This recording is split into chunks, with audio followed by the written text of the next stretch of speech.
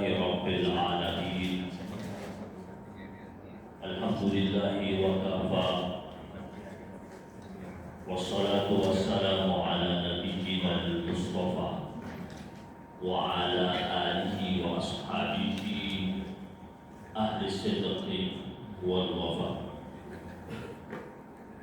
اللهم صل وسلم على سيدنا محمد الفاتح لما أغلق والخاتم لما سبق ناصر الحق بالحق والهادي إلى صراطك المستقيم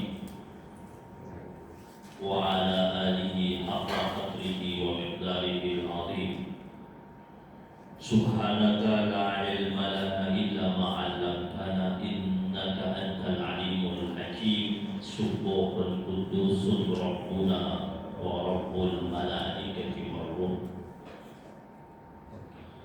Jamaah majlis kajian pada subuh yang dirahmati Allah Subhanahu wa taala, segenap pengurus dan DKM masjid yang dimuliakan Allah. Alhamdulillah, pujian serta syukur kepada Allah atas karunia yang Allah berikan kepada kita, sehingga di pagi hari ini kita kembali sama-sama berwajah bertatap muka di majlis ilmu, dan mudah-mudahan kita semuanya dilimpahin ridhonya, taufiknya, dan hidayah dari Allah Subhanahu wa taala. Jemaah yang dirahmati Allah Subhanahu wa taala, dalam satu kesempatan Rasul sallallahu alaihi wasallam menyampaikan, "Ma min syai'in asqal fi mizanil mu'mini yawmal qiyamati min husnil khuluq." Tidak ada sesuatu yang lebih berat dalam timbangan seorang mukmin pada hari kiamat selain akhlak yang mulia atau akhlak yang baik. Nabi berbicara pada waktu itu tentang mizan, tentang timbangan. Hadis ini dari jalur sahabat Nabi Abu Darda, sahabat Nabi yang terkenal sebagai Ahlul Quran.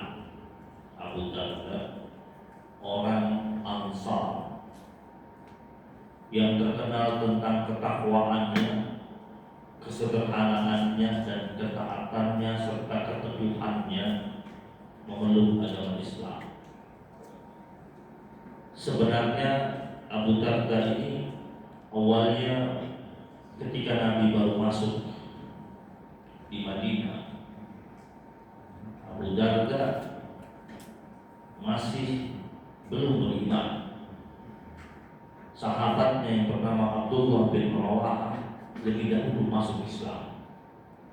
Abdullah bin Rawahah ikut berangkat perang Badar, Abu Darda belum ikut. Dan setelah itu dia memeluk agama Islam karena dakwah dari sahabatnya sendiri yang bernama Abdullah bin Rawahah, yang berkali-kali mendakwahinya, membujuknya, hingga akhirnya menjadikan Abu Darda beriman kepada risalah Rasulullah SAW. Dia seorang pebisnis, pedagang, punya toko besar. Setelah dia memeluk agama Islam, dia masih berdagang, tetapi di kemudian hari dia tinggalkan bisnisnya. Ketika dia ditanya kenapa Anda tinggalkan bisnis, dia mengatakan, setelah aku memeluk agama Islam, aku berusaha untuk menggabungkan antara ibadah dan tijarah, antara ibadah dan tijarah, antara beribadah kepada Allah dan berniaga atau berbisnis. Tetapi setelah saya berusaha untuk menggabungkan itu, saya merasa kurang fokus. Jadi dia merasa beribadahnya kurang fokus. Akhirnya dia tinggalkan bisnisnya, fokusnya ibadah. Abu Darda, orang yang terkenal sangat kuat ibadahnya. Pada zamannya Umar bin Khattab radhiyallahu taala itu, dia diminta oleh Umar bin Khattab menjadi gubernur di wilayah Damaskus, tapi dia tolak. Zaman dulu begitu, orang diminta jadi gubernur, tolak. Kalau sekarang nyalonin jadi gubernur, Abu Darda diminta sama Umar, nolak. Umar minta berkali-kali, Pak. Sampai dia diomelin sama Umar. Umar marah, Sayyidina Umar marah karena dia tidak mau. Karena dia akhirnya diminta berkali-kali sama Sayyidina Umar, akhirnya dia mengiyakan dengan syarat yang mengatakan, kalau engkau tetap paksa saya jadi gubernur di Damaskus, boleh dengan syarat saya pergi ke sana, masyarakat di sana engkau izinkan saya wahai Amirul Mukminin untuk mengajarkan masyarakat di sana tentang Al-Quran, tentang hadis, dan bagaimana sholat yang baik. Kalau kita sekarang dibilang begitu, pasti kita bilang, oh jadi gubernur, mau jadi imam. Dia kasih syaratnya itu. Kata Umar, ya nggak apa-apa. Yang penting dia mau jadi gubernur, berangkat. Sampai di sana dia lihat masyarakat di Damaskus itu. Zaman itu Damaskus itu kota metropolis maju. Masyarakatnya hidup dengan kemewahan dunia zaman itu. Dan menurut Abu Darda sudah mulai jauh mulai dia merasa itu menjauh dari nilai-nilai spiritual. Pertama kali masuk Damaskus, Abu Darda kumpulkan warganya di masjid. Bukan dia kumpulkan, dia memperkenalkan dirinya, tetapi dia kumpulkan, dia ceramahin mereka. Dia bicara tentang Allah, tentang Rasul, tentang ibadah, hingga akhirnya seluruh warga yang kumpul di masjid pada waktu itu nangis mendengar nasihat yang disampaikan oleh Abu Darda. Dan semenjak saat itu Abu Darda terkenal sebagai gubernur yang suka sekali belusukan ke pasar-pasar.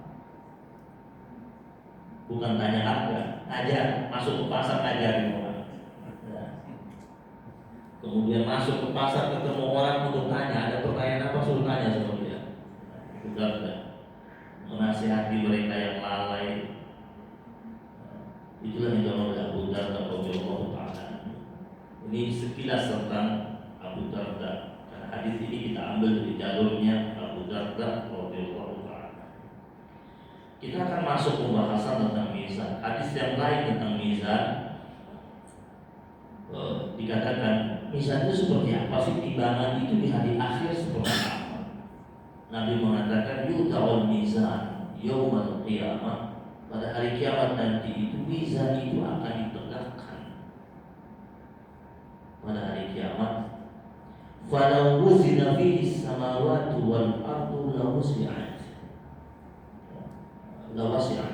Jadi kalau seumpamanya itu mizan itu timbangan dari akhir itu, kalau dipakai untuk timbang langit dan bumi, lawasi'at, dia masih lebih luas, dia bisa tampung, dia bisa timbang. Itu besar. Jadi mau usahanya kayak apa orang itu, semua akan ketimbang. Mau beratnya kayak apa, nanti kita akan masuk ke pembahasan Imam Ibnu Qudamah yang mengatakan nanti yang akan timbang itu tidak hanya tentang amal, kata Imam Ibnu Qudamah. Yang akan ditimbang itu dia.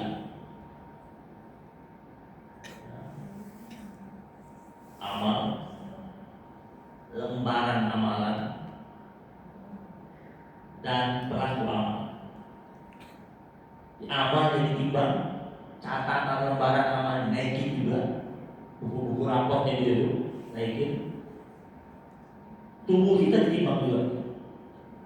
Ya, tubuh kita naik timbang juga.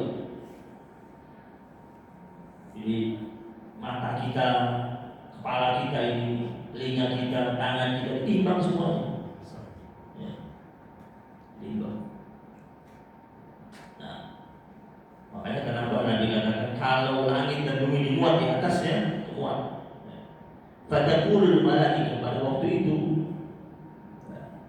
ketika melihat timbangan tersebut, para malaikat berucap, Ya Rabb, Ya Allah, liman yazinu hadza, Ini timbangan untuk siapa? Wa yaqulu Allah Ta'ala liman syi'tu min khalqihi. Ini timbangan dikhususkan untuk siapa saja dari hamba-hambaku yang aku mau. Siapa saja yang aku mau. Berarti kan ada orang yang tidak timbang. Ada nanti. Jadi kita dalam kitab Riyadhus Shalihin itu ada hadis Nabi ketika Nabi duduk sama sahabat-sahabat Nabi, Nabi katakan nanti akan di hari kiamat itu ada 70.000 dari umat Nabi Muhammad dakhala jannah bila azabin wala hisabin. Ada 70.000 yang masuk surga tanpa azab, tanpa hisab. Kayak orang berangkat naik pesawatnya nggak langsung, dia naik pesawatnya langsung naik, nggak pakai lewat X-ray pemeriksaan, langsung aja. Tapi nanti di hari kiamat ada di antara umat Nabi Muhammad ada 70.000 yang masuk surga bila azabin wala hisabin. Kita nggak tahu siapa, tapi ada itu. Tadi hadis itu biar dibikin penasaran, itu kita bahas nanti itu. Siapa saja itu disebut sama Nabi siapa saja. Terus ada satu orang sahabat Nabi waktu itu, ada satu orang sahabat Nabi yang hadir di situ. Jadi waktu Nabi habis ngomong itu, Nabi masuk Pak. Nabi bilang begitu, Nabi masuk ke dalam ruangannya. Terus sahabat-sahabatnya belum pergi. Pada ngerumpi, siapa ini 70.000? Ada yang bilang, mungkin yang lahir sudah Islam. Ada yang mengatakan mungkin kita ini yang berislam bersama Nabi, ketemu dengan Nabi. Pokoknya ramai. Nabi dengar ramai, Nabi keluar lagi. Ini ramai-ramai. Terus akhirnya Nabi sebutkan ciri-cirinya secara global. Terus ada salah seorang sahabat Nabi dia bilang, ya Rasulullah, doakan aku menjadi bagian dari itu. Terus kata Nabi, kau ya. Ada seorang sahabat Nabi, dia sedang begitu sama Nabi, dia bilang ke Nabi, iya kau ya. Lalu ketahuan nih, dia masuk surga tambah 70.000, sudah hilang satu nih, ketahuan. Setelah satu orang sahabat angkat tangan minta doa begitu, ada sahabat yang angkat tangan lagi, ya Rasulullah doakan aku bagian dari doa. Apa kata Nabi? Engkau telah didahului oleh dia. Artinya yang hadir itu di situ, even itu sahabat Nabi, nggak semuanya bila azabin wala isabin, nggak semuanya.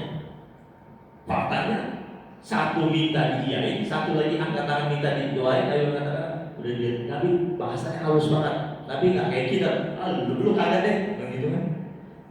Yang satu yang tidak itu Nabi mengatakan bahasanya halus banget, Nabi nolaknya halus. Engkau telah didahulukan oleh dia. Kita masuk lagi hadis bisa ini. Fatakurul malaika, lalu para malaikat berucap subhanaka ma abadnaka haqqa ibadati. Maha suci engkau ya Allah, kami tidaklah dapat beribadah padamu dengan sebenar-benarnya beribadah. Ini ucapan malaikat merendahkan dirinya di hadapan Allah Subhanahu wa taala.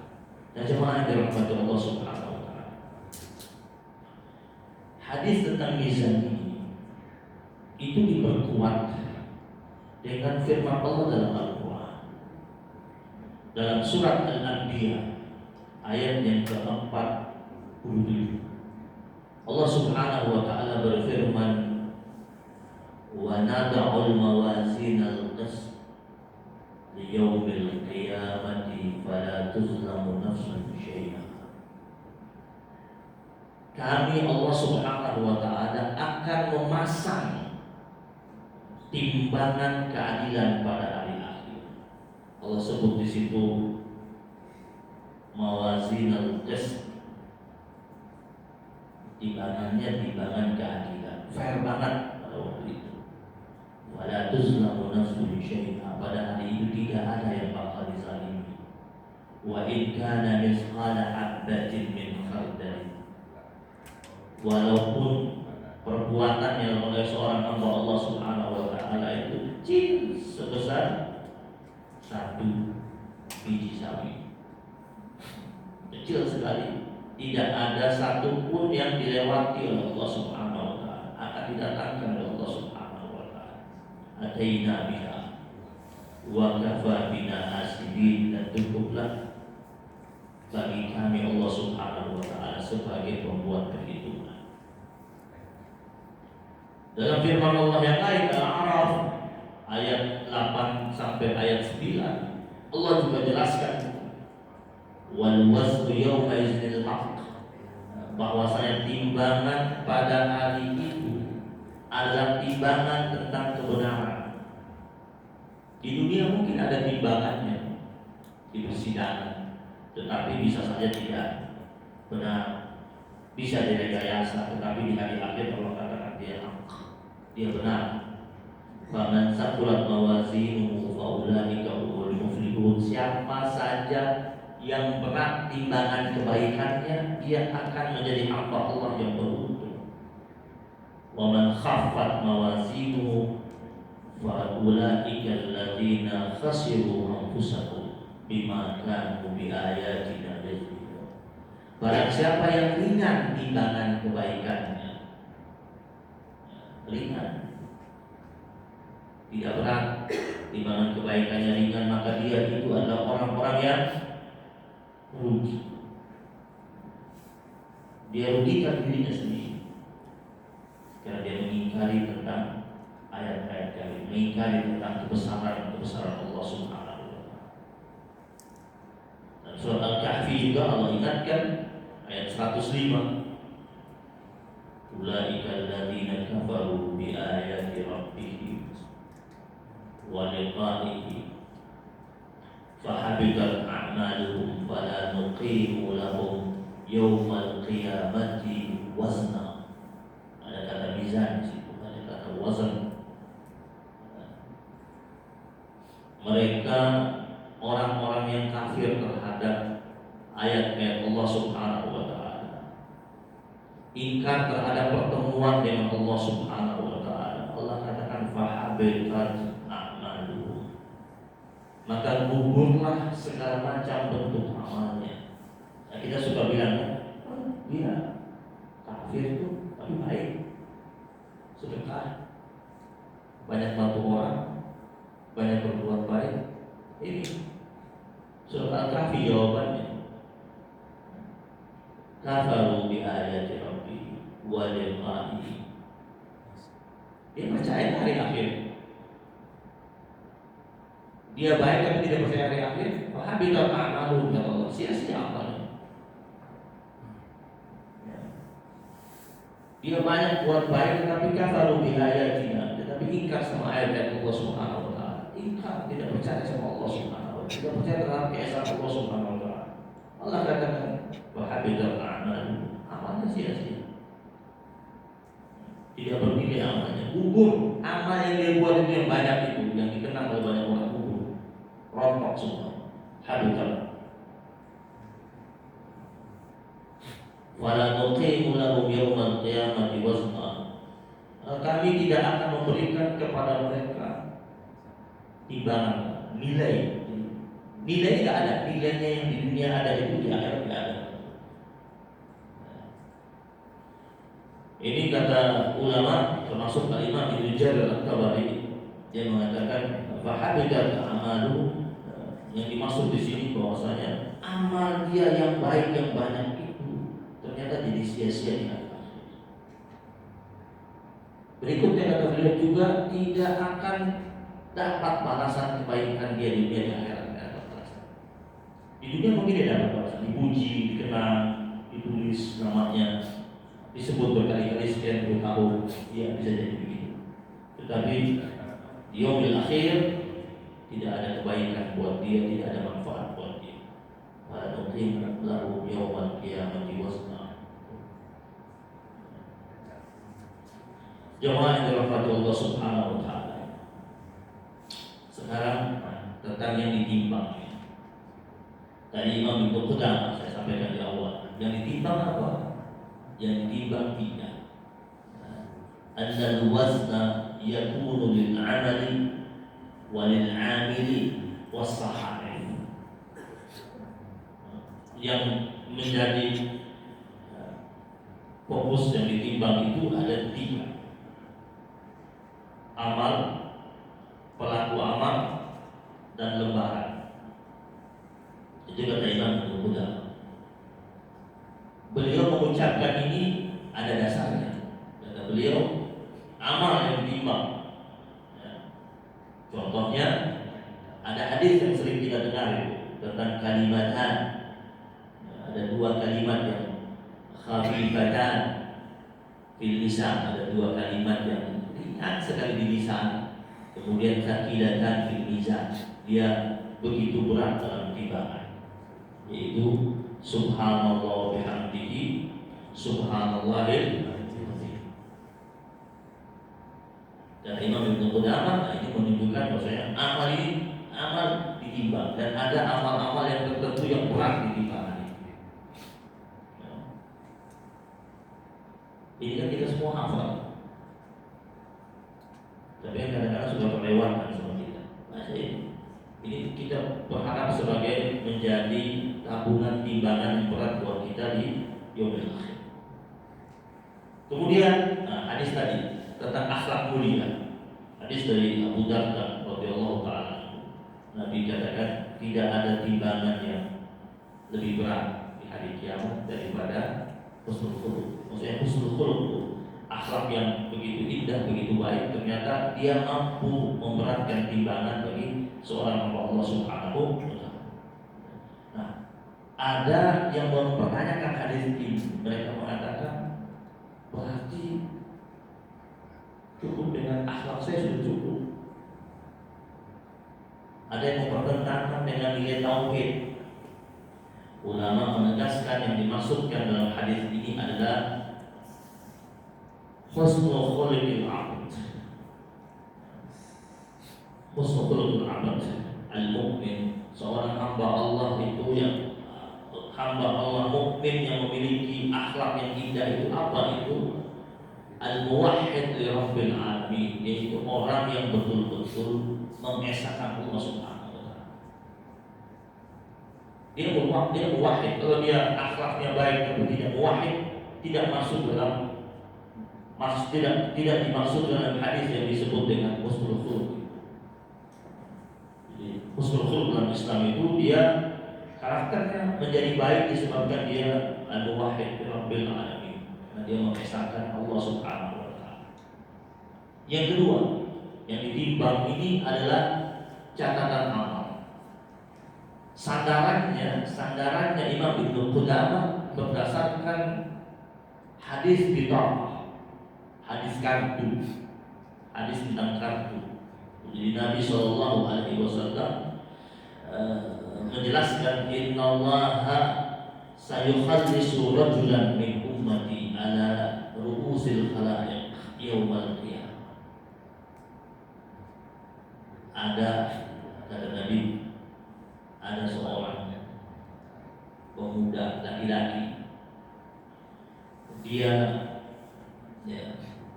diselamatkan oleh Allah Subhanahu wa taala di hadapan banyak makhluk di hari kiamat.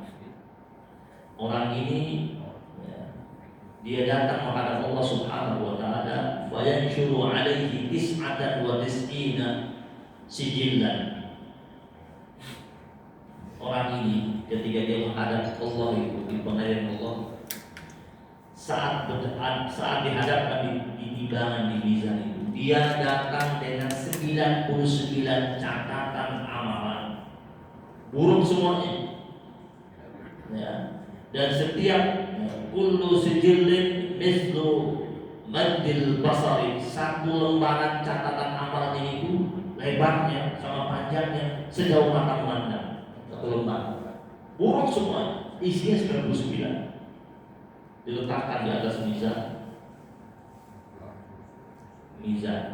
timbangan. Keburukan jomplang, ini kebaikannya kagak ada. Lalu Allah Subhanahu wa taala katakan kepadanya, "Tsumma yaqul atunkiru min hadza syai'an." Allah tanya, ada yang kau ingkari? Jadi Allah itu masih tanya loh, di hari akhir itu masih tanya. Yang kau bantah sama di pengadilan itu hakim tanya kan? Ada yang mau dibantah? Allah tanya, ada yang kau ingkari dari catatan ini?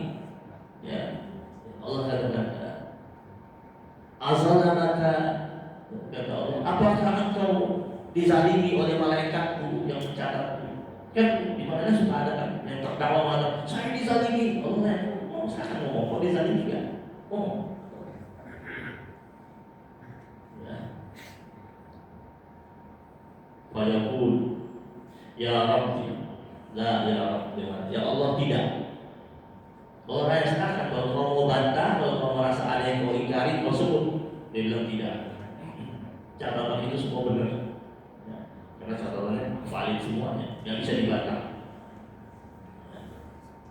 Kemudian Allah katakan lagi, afalaka uzrun. Allah tanya lagi,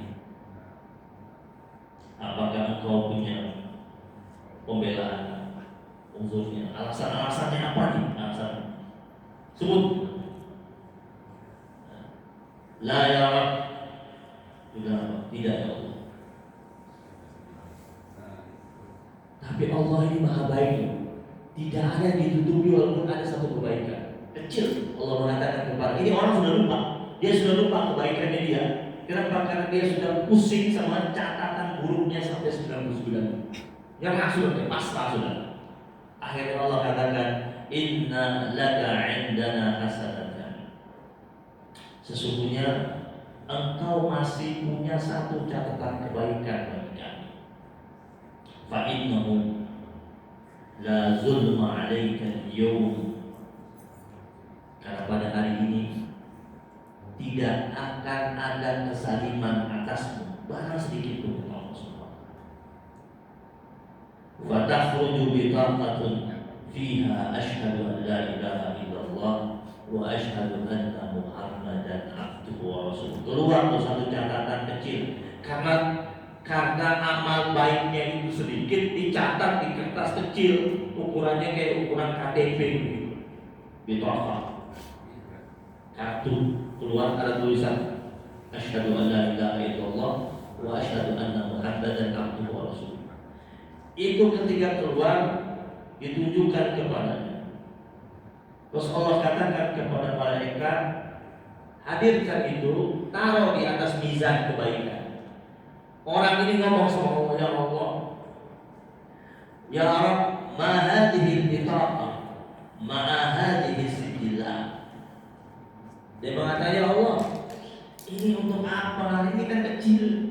Ya udah deh, saya udah terima deh, pasrah dah. Dia bilang, ini masa cuma satu kecil ini mau disandingkan sama 99 lembaran catatan keburukan saya yang satu lembarnya sejauh mata memandang. Apa kata Allah? Innaka la tuzlamu. Sesungguhnya engkau tidak akan dizalimi. Walaupun itu kecil bagimu, engkau tetap tidak bakal dizalimi, tetapi engkau akan ditimbang dengan tulisan ini, syahadat ini. Akhirnya langsung ditimbang, ditimbangkan kebaikan kecil. Apa yang terjadi? Berat itu bitaqah yang kecil itu turun ya. Kecil itu cabai rawit itu syahadat. Bergerak berakhir lebih berat daripada 99 catatan burukan yang sudah dianggap sangat berat.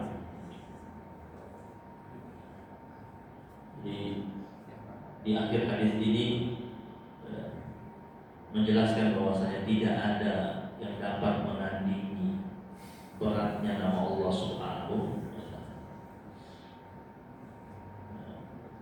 Tidak mungkin mungkin di dunia sudah hitung amal kita banyak, sudah haji sekian kali, sedekah ini, buat itu. Nah, tahu kita juga di akhir. Ya, kita mungkin lihat ada orang, wah itu maksiatnya banyak banget, ketaatannya tidak ada, tapi ternyata di hari akhir beda, jangan-jangan seperti dia ini.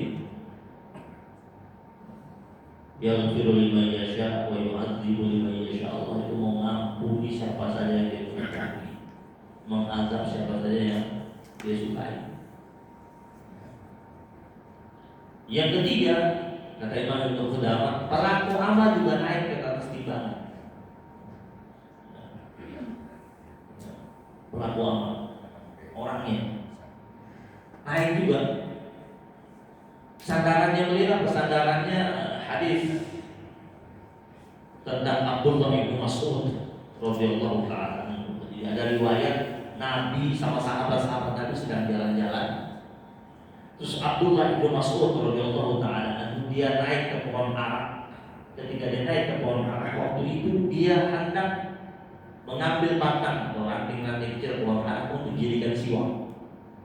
Ketika dia panjat,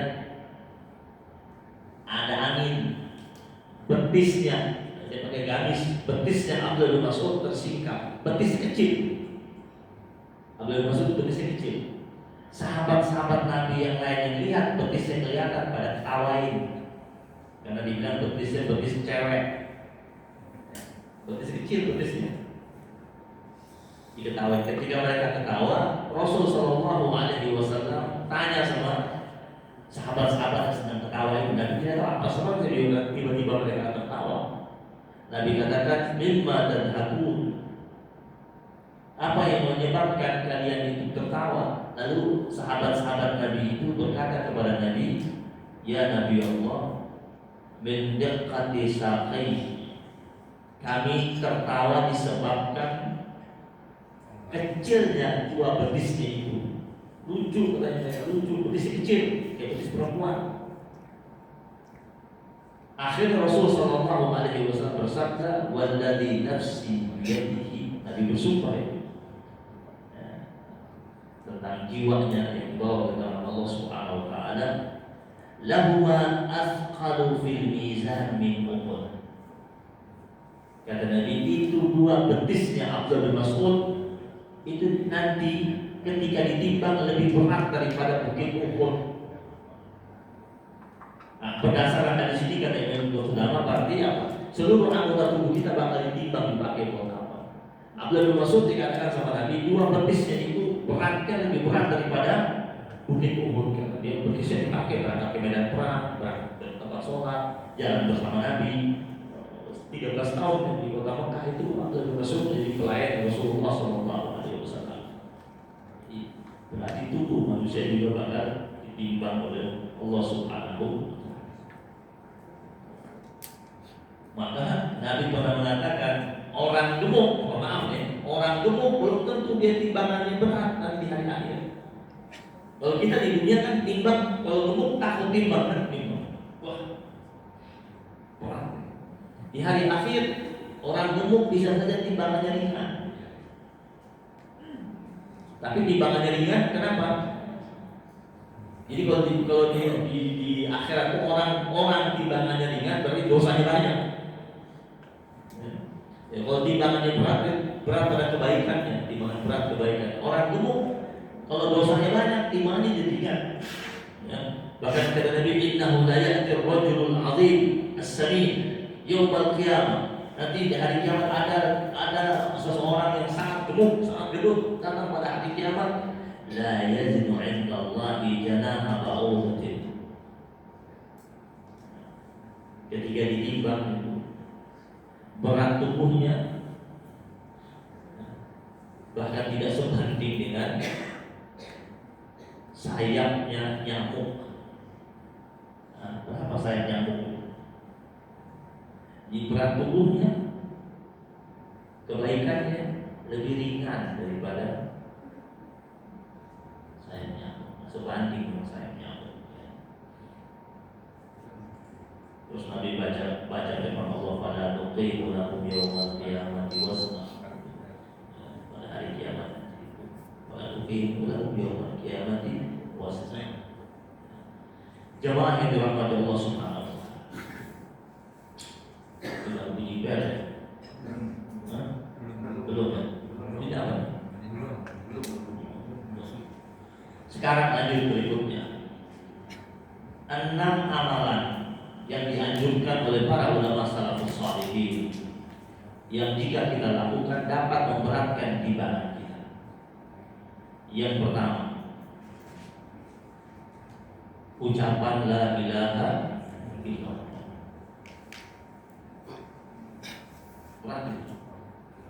Maka dikatakan afdhal zikr la ilaha. Terus Nabi kata afdhalu ma qultu ana wan nabiyyuna min qabli la ilaha. Kalimat yang utama yang Nabi ucapkan dan nabi-nabi sebelumnya ucapannya la ilaha. Zikir terutama. Jadi waktu datang acara tahlil atau niatin aja anak-anak ke situ niatnya untuk bikin banyak orang timbangan. Baca tahlil baca apa? La ilaha. Kita baca di rumah la ilaha. Habis sholat baca la ilaha illallah untuk memberatkan timbangan. Yang kedua, banyak membaca tasbih, tahmid, takbir. Termasuk baca subhanallah bihamdihi subhanallahil azim. Memperberat timbangan. Yang ketiga, menjaga zikir setelah sholat fardu, baik berjamaah atau sendirian. Antum mau ikut berjamaah silakan. Antum punya formula zikir untuk zikir sendirian mau juga tidak apa-apa. Yang penting dijaga zikirnya setelah sholat fardu. Ya berapa menit lah. Jadi jangan langsung bangun gitu. Selesai langsung bangun gitu, jangan. Jaga dulu berapa menit?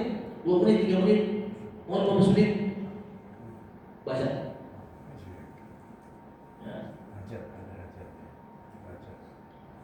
Itu zikir khalfas shalah memang ada, dianjurkan sama Nabi. Ada riwayat hadis dari Imam Ibnu Qayyim pernah angkat salah satu kitabnya Allah bil Shaykh. Kata Imam Ibnu Qayyim itu salah satunya babnya itu diangkat di situ al-hasu ala dzikr khalfas shalah. Dia mau hadisnya itu hadis tentang sahabat-sahabat Nabi yang kaya sama yang miskin. Yang miskin cemburu sama yang kaya, karena yang kaya ini bisa sedekahnya banyak, uangnya banyak bisa sedekah. Miskin cemburu karena susah untuk mengejar pahala orang-orang kaya. Orang-orang kaya itu kan kalau dia banyak sedekahnya itu pahalanya jauh sekali cepat.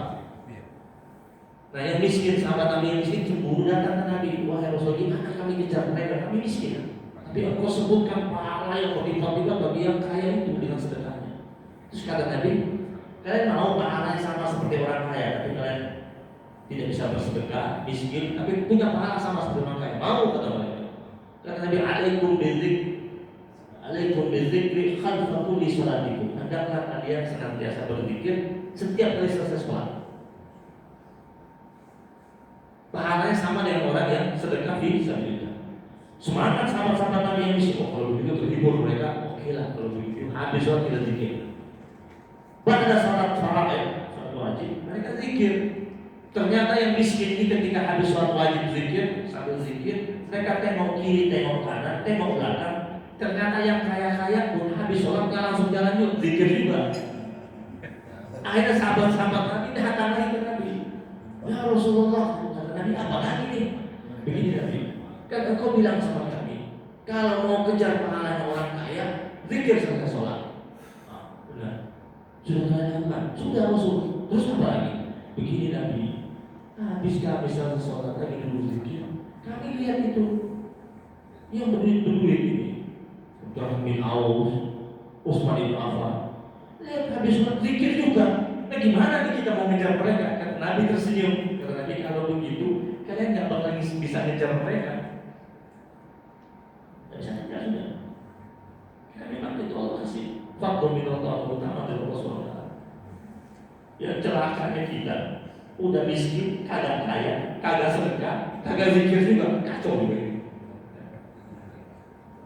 Zikir setelah sholat itu memberatkan timbangan di mizan.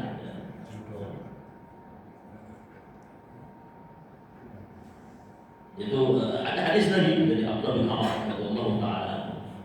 Nabi sabdakan khaslatani la yuhafizu alaihima 'abdun muslimun illa dakhala jannah. Kata Nabi, ada dua kebiasaan yang tidak dijaga oleh seorang muslim kecuali dia akan dimasukkan ke surga. Dan kata Nabi, dua ini huma yasir, dua ini ringan sebenarnya. Wa may ya'malu biha wa may ya'malu bihima qalilun.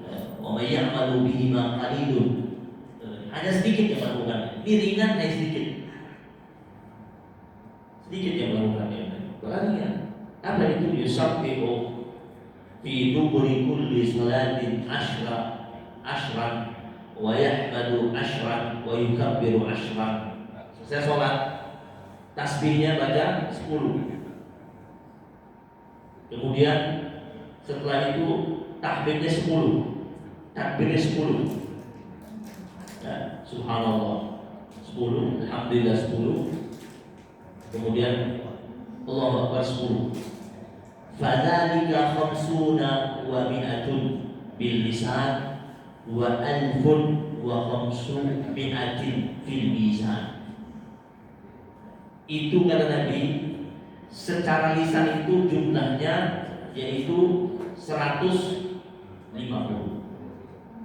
Kan? Kalau dikali 5 kan berapa? 150 kan? 30 kali 5 kan? 100. Secara lisan yang kata Nabi dia 150, tetapi di mizannya jumlahnya yaitu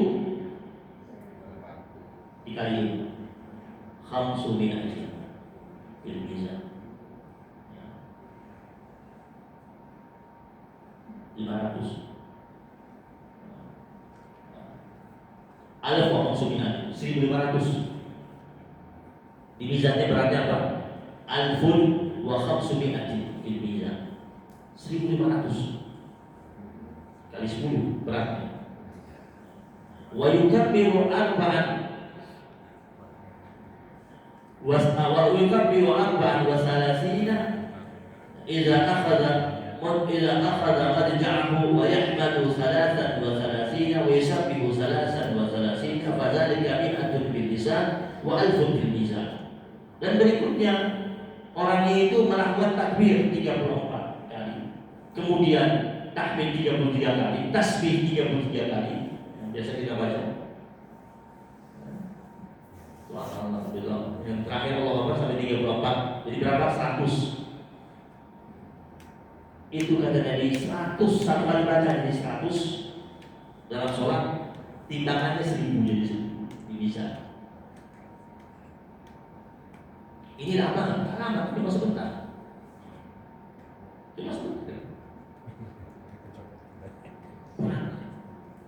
Ini hadis yang sahih. Ini hadisnya, ini riwayat hadisnya cukup kuat. Perawi hadisnya Imam Abu Dawud, Imam Ahmad, Imam At-Tirmidzi, Imam Ibnu Majah, Imam An-Nasai, Imam perawi hadis. Dan disahihkan oleh ulama-ulama hadis. Kemudian perhatikan berikutnya, orang yang sabar, orang tua yang sabar ketika ditinggal oleh anaknya yang saleh. Anaknya yang saleh wafat lebih dulu. Anaknya saleh wafat lebih dulu, orang tuanya sabar. Timbangannya berat di hari akhir. Timbangan kebaikannya karena kesabaran. Jangan sampai dia berkata, kenapa dibuat dia? Mendingan Allah ambil saya. Jangan. Sabar. Timbangannya menjadi berat buat dirinya. Ini hadis diriwayatkan oleh Imam Ahmad. Hadis sahih. Rasul sallallahu alaihi wasallam bersabda tentang orang, kata Nabi, ada timbangan-timbangan yang berat yang Allah berikan selain ucapan la ilaha illallah fil mizan itu. Kemudian wal waladus salih yutawaffa wa yahtasibuhu walidah. Walidah, anak saleh yang diwafatkan, kemudian orang tuanya bersabar atas musibah tersebut wa yahtasibu walidah.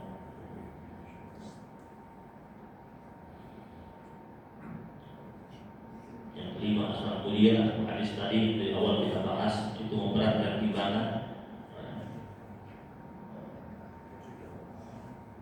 Nabi mengatakan wa inna sahiba husnil khuluq la yablughu bihi darajata sahibis shaum was salat. Itu Nabi katakan, orang yang memiliki akhlak yang baik itu derajatnya itu mencapai derajat orang yang berpuasa di siang hari dan sholat malam di malam hari. Orang yang punya akhlak mulia. Berarti kan sholat jadi timbangan, puasa jadi timbangan. Orang yang punya akhlak mulia, kata Nabi, itu derajatnya dia itu setara dengan orang yang sholat tiap malam, puasa tiap siang hari dengan akhlak. Nah, yang keenam, ini yang di kota-kota besar ini suka kita abaikan. Padahal ini ada berat timbangannya. Apa itu? Mengiringi jenazah sampai selesai dikebumikan, itu berat timbangan. Ya, datang takziah ikut sampai ke masjid, ikut sholat, ikut antar ke pemakaman, itu berat timbangannya di hari akhir. Ya. Hadis Nabi, man tabi'a janazatan hatta yusalla 'alaiha, man tabi'a janazatan hatta yusalla 'alaiha wa yufra minha falahu qirana.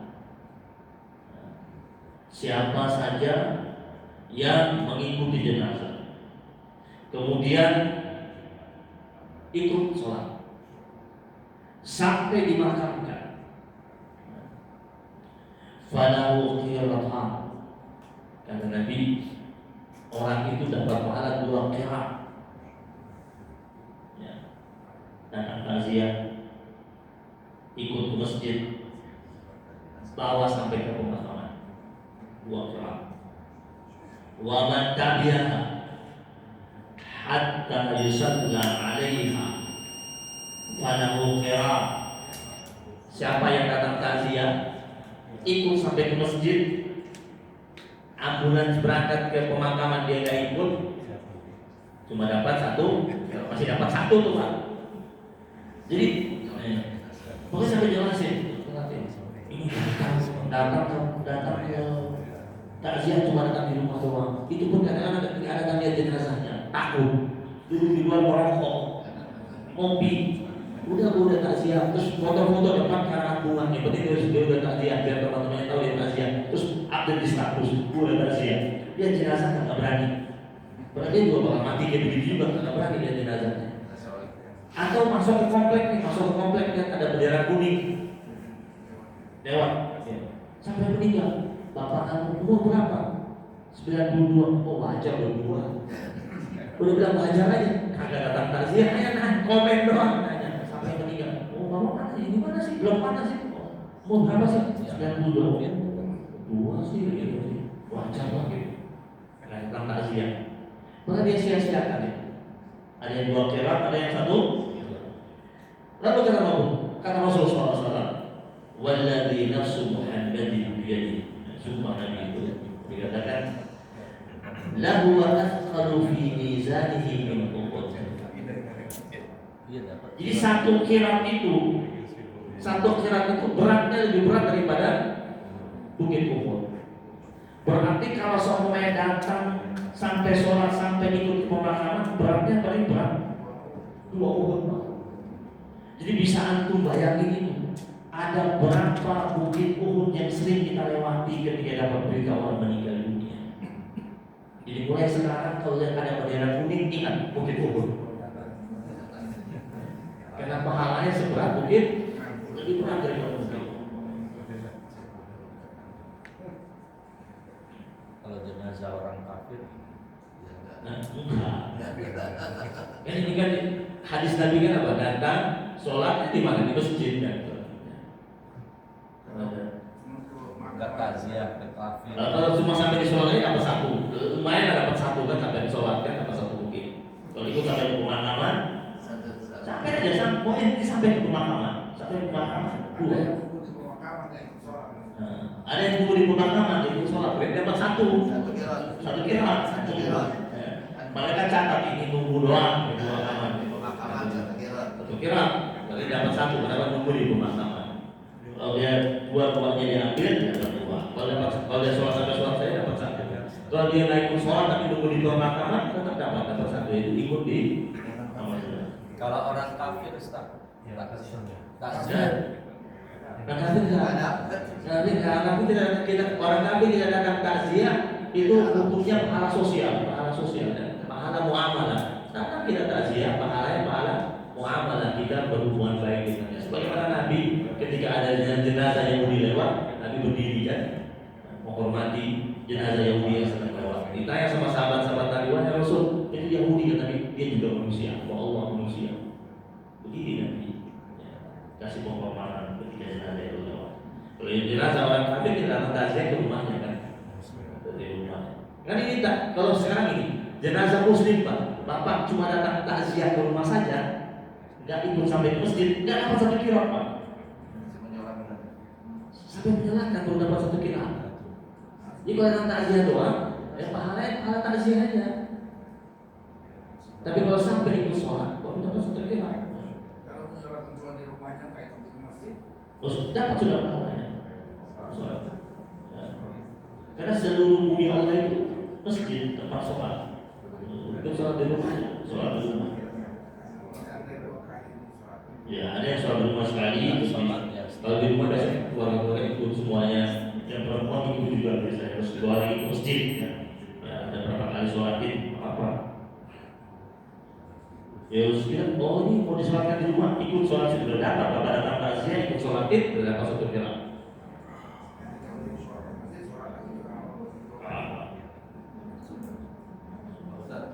Kali kubur berarti banyak pahalanya.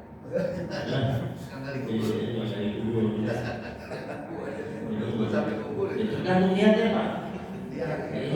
Ini profesi Pak. Apa memang dia ini kan ini hadis Nabi tentang takziah ini kalau dia profesi Pak, dia tak ada di pikiran ini. Dia tugasnya dikali bayar dia. Ini bicara tentang takziah.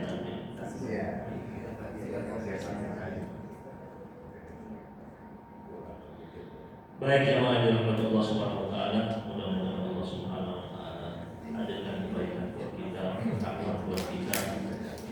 Allah hadirkan kesehatan buat kita, keamanan buat kita.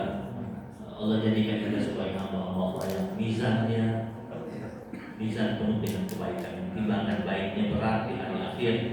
Dan mudah-mudahan Allah Subhanahu wa taala gabungkan kita sama-sama di tempat baik di dunia dan di tempat baik di akhirat. Amin ya rabbal alamin. Rabbana taqabbal minna innaka antas samiul alim wa tub alaina ya maulana innaka antat tawwabur rahim. Wa sallallahu ala nabiyyina Muhammadin nabiyil ummi wa ala alihi wa sahbihi wa baraka wa sallam. Alhamdulillahi rabbil alamin. Subhanakallahumma wa bihamdika asyhadu an la ilaha illa anta astaghfiruka wa atubu ilaik. Wa billahi taufiq wal hidayah wa ridha wal inayah. Assalamualaikum warahmatullahi wabarakatuh. Waalaikumsalam.